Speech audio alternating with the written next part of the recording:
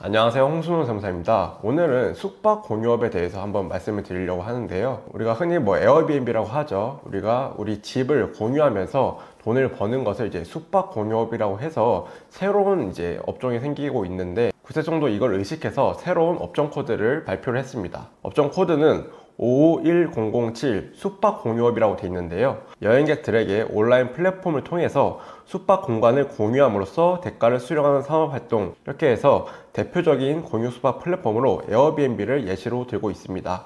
저도 어디 여행을 갈 때 에어비앤비를 이용한 경험이 굉장히 많은데요. 상대적으로 다른 호텔이나 모텔보다 싼 가격에 좋은 품질의 숙박 공간을 이용할 수 있어서 굉장히 애용하던 플랫폼입니다. 근데 제가 언제부턴가 이 에어비앤비를 잘 사용하지 않더라고요. 예전에는 좋은 품질의 방들이 많았는데 요즘은 방 자체가 별로 없더라고요. 그래서 저도 최근 뉴스 기사를 봤는데 에어비앤비가 대대적인 개혁에 나섰습니다. 이 뉴스 기사를 같이 한번 보시죠. 이 뉴스 기사에서는 24년 10월부터 에어비앤비에 입점을 하려면 필수적으로 영업신고증을 의무화되도록 바뀌었습니다. 에어비앤비가 불법으로 불리는 것을 굉장히 싫어한다고 해요. 그래서 이제 합법적인 숙소 업체로 바뀌기 위해서 시스템을 아예 다 뜯어 고치고 있다고 합니다. 24년 말과 25년 말에 이제 두 개로 나눠서 대대적인 개혁을 하고 있는데, 신규 등록 업체 같은 경우는 24년 말까지 영업신고증을 제출하도록 바뀌었습니다. 기존 등록 업체는 25년 말까지 영업신고증 자료를 제출하도록 변경이 되었습니다. 그리고 기한까지 만약 제출 못하면 기존 등록 업체는 에어비앤비에서 아예 삭제를 한다고 합니다. 굉장히 강력한 지금 규제를 하고 있는 거죠. 여기 에어비앤비 담당자가 나와서 Q&A를 받는 것도 있는데, 이 Q&A를 같이 한번 보시겠습니다. Q&A에서는 사업자 등록증이 아닌 영업신고증을 제출해야 된다고 강조를 하고 있는데요. 이 두 서류에 대해서 좀 차이점을 알려드리면, 영업신고증은 지자체에서 발급을 하는 서류이고 사업자 등록증은 세무서에서 발급을 하는 서류입니다. 그런데 우리 세무서에서는 이 소득이 불법인지 합법인지 따지질 않아요. 그래서 사실 불법이어도 세무서 입장에서는 세금만 거둬도 되니까 너네가 불법이니까 우린 사업자 등록증 못 내줘, 이러진 않습니다. 어떤 방식으로든 사업자 등록증을 낼 수가 있어요. 근데 에어비앤비에서 요청한 영업신고증은 숙박 관련 법으로 만들어진 문서이기 때문에 이 불법과 합법을 나누는 기준이 됩니다. 즉 에어비앤비에서는 이런 불법 숙소에 대해서 원천적인 차단을 하려는 모습을 보이고 있습니다. 이 에어비앤비 홈페이지에 가보시면 이 영업신고증 종류에 대해서도 나와 있는데요. 영업신고증은 이 숙박업 종류마다 다른데 이렇게 보시다시피 굉장히 다양한 종류의 영업신고증이 있습니다. 보시면 외국인 관광도시 민박업이 있고, 농어촌 민박업, 한옥체험업, 일반 숙박업, 생활숙박업, 호스텔업, 관광호텔업, 이렇게 굉장히 다양하게 있습니다. 그런데 이 업종마다 건물 유형에 따른 제한이나 갖가지 제한들이 있기 때문에 아마도 대부분 에어비앤비를 입점하시던 대표님들은 외국인 관광도시 민박업으로 진행을 하셨을 거예요.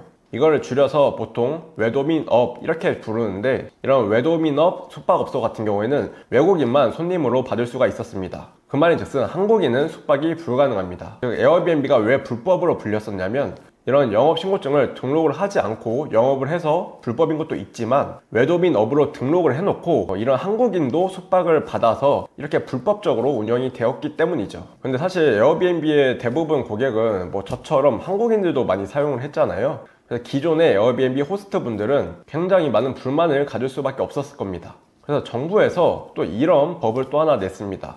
바로 공유 숙박 실증 특례인데요. 아까 말씀드린 것처럼 공유 숙박의 공식적인 법은 외국인 관광 도시 민박업, 이 법에 의해서 등록된 공유 숙박 업체만 합법적으로 운영을 할 수 있었습니다. 그런데 이 외도민업 신고증은 아까 말씀드린 것처럼 외국인만 가능하고 내국인은 안 된다고 말씀드렸잖아요. 이렇게 내국인 숙박이 불가능하다 보니까 실제로 에어비앤비의 90%가 미등록을 하고 운영을 하고 있었다고 합니다. 그래서 정부의 입장에서 돌파구로 공유 숙박 실증 특례 제도를 만들었는데요. 이 제도는 외국인 관광도시 민박업임에도 불구하고 내국인도 숙박이 가능한 제도입니다. 그런데 이게 약간 한시적인 법이다 보니까 제한사항이 굉장히 많아요. 제일 큰 거는 서울과 부산에만 한정을 하고 있습니다. 이 특례를 적용하려면 에어비앤비에서 하는 게 아니라 위홈과 미스터 맨션이라는 플랫폼에서만 가능한 걸로 알고 있습니다. 그래서 이 제도를 하시려면 위홈과 민스터 맨션 가셔서 신청을 하시면 되는데, 이 신청 절차에 있어서 사업자 등록증도 필수적으로 제출을 하도록 되어 있습니다. 이 부분은 꼭 참고하셔야 될 것 같아요. 그래서 결론적으로는 영업신고증을 등록을 해야 에어비앤비를 쓸 수가 있다. 다만 외도민업으로 등록한 경우라면 한국인을 손님으로 둘 수는 없다. 그런데 위홈과 민스터 맨션을 이용해서 특례 제도를 활용하면 외도민업에도 불구하고 한국인을 초대할 수가 있다. 이렇게 정리를 할 수가 있습니다. 당연하지만 이런 공유 숙박업에 대해서 합법적인 절차로 이렇게 개선을 계속 하려는 모습은 세금과도 굉장히 많은 관련이 있습니다. 에어비앤비나 위홈, 미스터 맨션 같은 플랫폼을 이용하셔서 공유 숙박업을 하시는 분들은 꼭 사업자 등록도 진행을 해주시고 세금 신고도 꼭 해주셔야 됩니다. 이런 플랫폼 같은 경우에는 국세청에게 자료를 제공하도록 의무화되어 있기 때문에 세금 신고를 안 하시면 나중에 세무서에서 세금 폭탄 고지서가 날라오게 됩니다. 오늘은 공유 숙박업에 대해서 알아보았는데요. 도움이 되셨다면 좋아요와 구독 부탁드립니다. 감사합니다.